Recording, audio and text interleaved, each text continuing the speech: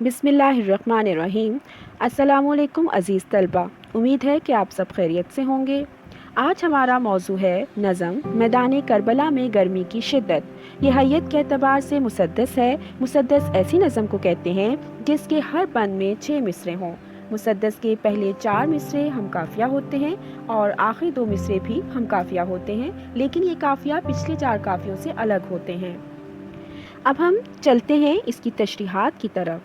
آپ اپنی اسکرین پر نظر آنے والے تمام بند کے مفہوم، مشکل الفاظ کے معنی اور مماثل اشعار نوٹ کرتے جائیں، جس کی مدد سے آپ نے تشریح لکھنی ہے۔ اب ہم سب سے پہلے شاعر کا تعارف دیکھتے ہیں۔ شاعر ہے میر انیس، جو کہ خدائے سخن بھی کہلاتے ہیں۔ میر انیس کا اصل نام سید ببر علی اور تخلص انیس تھا۔ میر انیس ایک بلند پایہ مرثیہ نگار تھے۔ شاعری میں میر انیس کی وجہ شہرت مرثیہ گوئی ہے۔ یہ نظم ان کے ایک طویل مرثیے کا حصہ ہے۔ ان کی مشہور تصانیف میں انیس کے مرثیے، انیس کے سلام، رباعیات انیس، کلیات میر انیس ہیں۔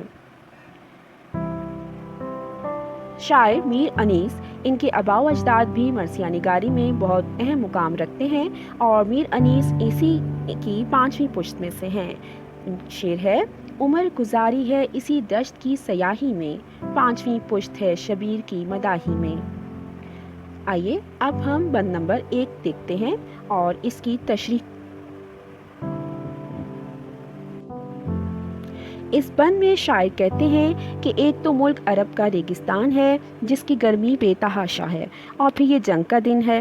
ظاہر ہے کہ جنگ کی وجہ سے گرمی کی شدت کچھ اور بڑھ جاتی ہے، اس لیے گرمی کی اس شدت کو بیان نہیں کر سکتا۔ میرے پاس الفاظ نہیں ہیں کہ میں گرمی کی اس شدت کو بیان کر سکوں، بس میں اس بات سے ڈرتا ہوں کہ میری زبان گرمی کی شدت اور صحیح کیفیت بیان کرتے ہوئے شمع کی مانند جلنے نہ لگے۔ یہاں پر شاعر نے شمع کی لو کو زبان سے تشبیہ دی ہے۔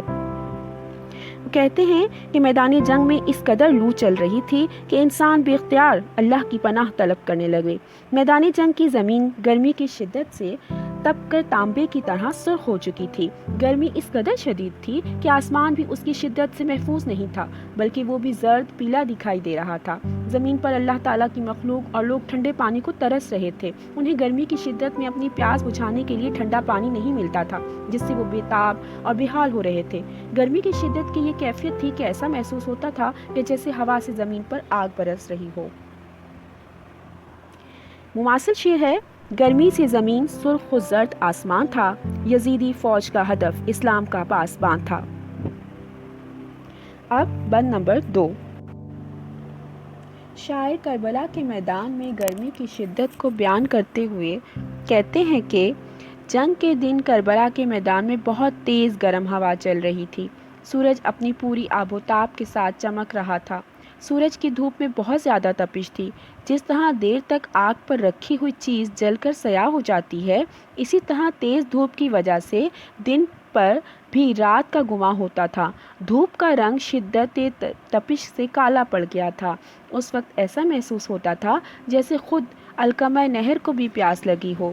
علقمہ نہر جو ہے یہ دریائے فرات کی ایک ضمنی نہر ہے۔ اس کے پانی میں بننے والے بلبلے سب کے سب تپے ہوئے تھے، یعنی کہ یہاں پر اس کے سوکھے ہوئے لب کو کنارے سے یہاں پر استعارہ استعمال کیا گیا ہے۔ ہر طرف خاک اڑ رہی تھی، ایسے میں زندگی بے جان سی ہو کر رہ گئی تھی۔ گرمی کی شدت نے زندگی کو مایوس کر دیا تھا۔ یہاں پر چشمہ حیات کو بھی استعارہ کے طور پر دریائے فرات کے لیے استعمال کیا گیا ہے۔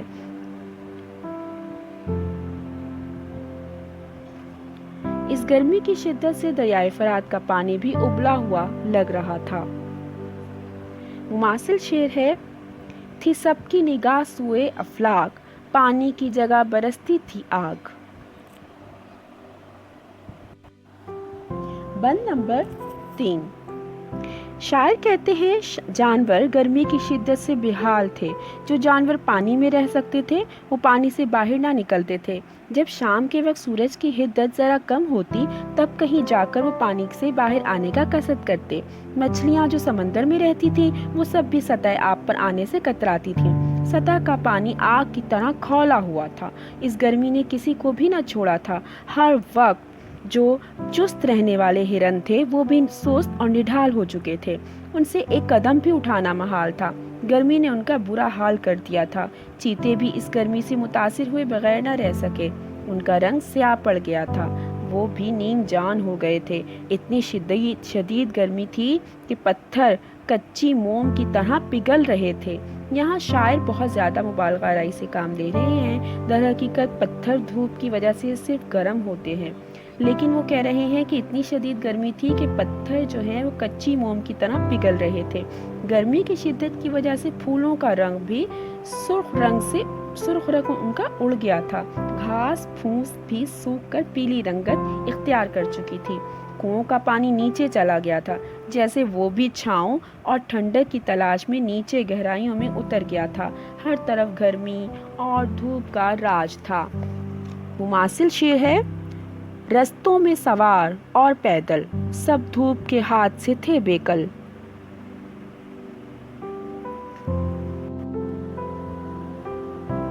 बंद नंबर 4 में शायर कहते हैं कि करबला के मैदान में दरख्त तो मौजूद थे, मगर दूर दूर तक कोई दरख्त ऐसा दिखाई ना देता था जिसमें के फल हों।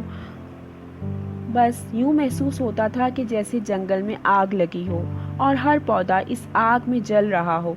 बिल्कुल इसी तरह जैसे चनार के दरख्त अपने सुर्ख फूलों की वजह से यूं दिखाई देते हैं जैसे उनमें आग लगी हुई हो। फूल जो है वो मुरझा चुके थे। सब्ज़ाज़ार में भी कोई रौनक नहीं थी। जो शाखें कभी फूलों से लदी हुई नज़र आती थीं, आज वो गर्मी की शिद्दत से सूख कर कांटा बन गई थीं।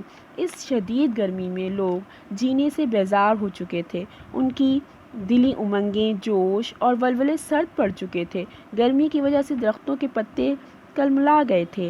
वो पत्ते जो कभी सरसब्ज़ व शादाब थे, उनमें पिलाहट आ गई थी और वो इस तरह लग रहे थे जैसे दग का मारा हुआ कोई मरीज़। दग का मरीज़ का चेहरा भी खून की कमी की वजह से पीला पड़ जाता है। शायर कहते हैं कि गर्मी की शिद्दत ने हरे भरे पत्तों को भी जर्द कर दिया था। उनकी ताजगी ख़त्म हो गई थी। उनमें ज़िंदगी की सुर्खी नहीं रही थी। गर्मी की शिद्दत से सबका बुरा हाल था। इस बंद में चेहरा मदकूक ये भी तशबीह इस्तेमाल की गई है। मुमासिल शेर देखते हैं। थी लूट सी पड़ रही चमन में और आग सी लग रही थी बन में। शायर कहते हैं कि गर्मी की शिद्दत की ये कैफियत थी कि शेर जैसे दरिंदे भी तेज़ धूप की वजह से अपने ठिकानों को ना छोड़ते थे, बल्कि वहीं पर दुबके पड़े रहते थे। हालांकि शेर जैसे दरिंदे अक्सर शिकार की तलाश में इधर उधर घूमते रहते हैं। इसी तरह हिरन भी हरे भरे मैदानों से मुंह बाहर नहीं निकालते थे। गर्मी की शिद्दत से वो भी बेहाल हो रहे थे। सूरज जो एक साफ, शिफाफ और रोशन आईने की तरह चमकता है, गर्मी की शिद्दत और गर्दो गुबार की वजह से वो भी मैला और गदला हो चुका था। गोया सूरज ने अपना मुंह गर्दो गुबार में छुपा लिया था। ऐसा मालूम होता था कि ज़मीन के गर्म बुखारात से आसमान को तेज़ बुखार चढ़ गया हो। गोया ज़मीन की सख्त गर्मी का असर आसमान तक जा पहुंचा था। वो भी इस गर्मी से महफूज ना था। इस तरह ज़मीन और आसमान दोनों गर्मी से तप रहे थे, जिसके नतीजे में लोगों का बुरा हाल था। हर कोई ज़िंदगी से बेजार नज़र आ रहा था। ज़मीन का फर्श तंदूर की तरह गर्म था। इसका अंदाज़ा इस बात से लगाया जा सकता है कि अनाज का जो दाना इस तपते हुए फर्श पर गिरता था, वो जल भुन जाता था, गोया उसे किसी भट्टी में डाल दिया गया हो। यहाँ पर भी शायर ने मुबालगा राई से काम लिया है। मुमासिल अशार। थी सबकी निगाह सुए अफलाक, पानी की जगह बरसती थी आग। बच्चों का हुआ था हाल बेहाल, कमलाए हुए थे फूल से गाल।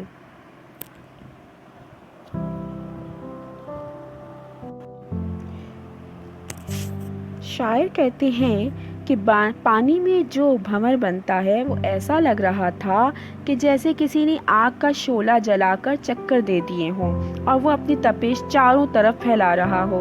पानी में जो बुलबुले बनते थे वो भी किसी दहकते हुए अंगारे से कम नहीं थे। दरिया का पानी भी आग बरसा रहा था। गोया बहुत ही ज़्यादा गर्मी थी। दरिया की मौजें भी परेशान थीं। दरिया में मौजूद मगरमच्छ अगरचा पानी की तह में लेटे हुए थे, लेकिन इसके बावजूद वो गर्मी की शिद्दत से मुतासिर थे। کیونکہ اس گرمی کی وجہ سے پانی آگ کی شکل اختیار کر گیا تھا۔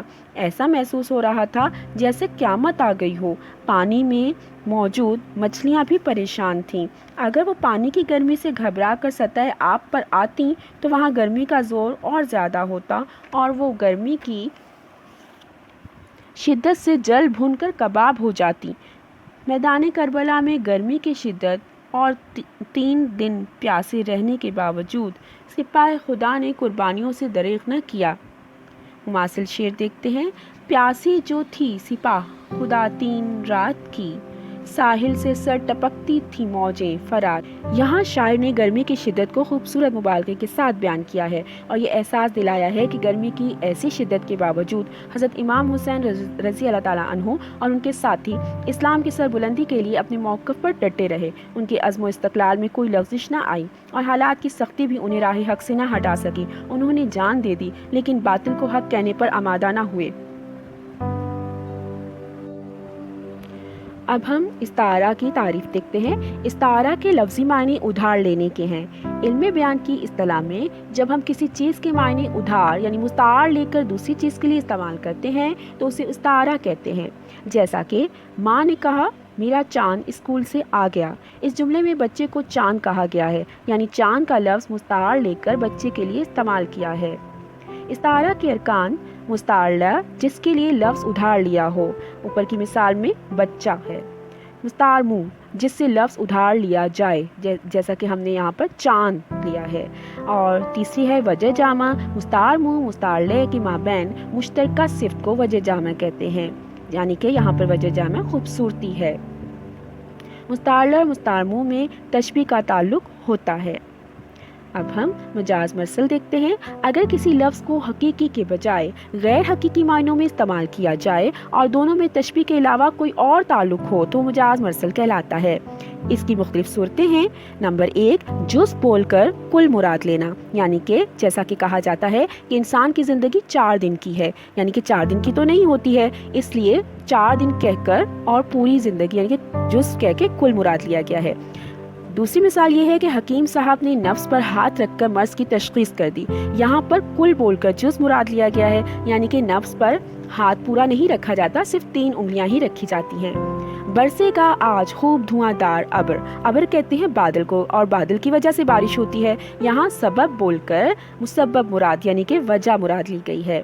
چوتھی مثال یہ ہے کہ مجھے کہنا ہے کچھ اپنی زبان میں، یہاں پر آلہ بول کر وہ چیز مراد لی گئی ہے جس کے لیے کہ یہ آلہ بنایا گیا ہے، یعنی کہ زبان جو آپ کا عضو ہے اس کے ذریعے لینگویج بولی جاتی ہے۔ امید ہے کہ آپ کو سمجھ آ گیا ہوگا۔ ہوم ٹاسک ہے نظم کے تمام مشقی سوالات کو کاپی میں مکمل کرنا ہے اور سمجھائے گئے مفہوم اور مماثل اشعار اور حل لغت کی مدد سے کاپی میں تشریح مرتب کرنی ہے۔ استعارہ اور مجاز مرسل اور تشبیہ کی مثالیں ڈھونڈ کر کاپی میں لکھنی ہیں۔ اس نظم سے آپ نے ڈھونڈنی ہے۔ اوکے، اللہ حافظ۔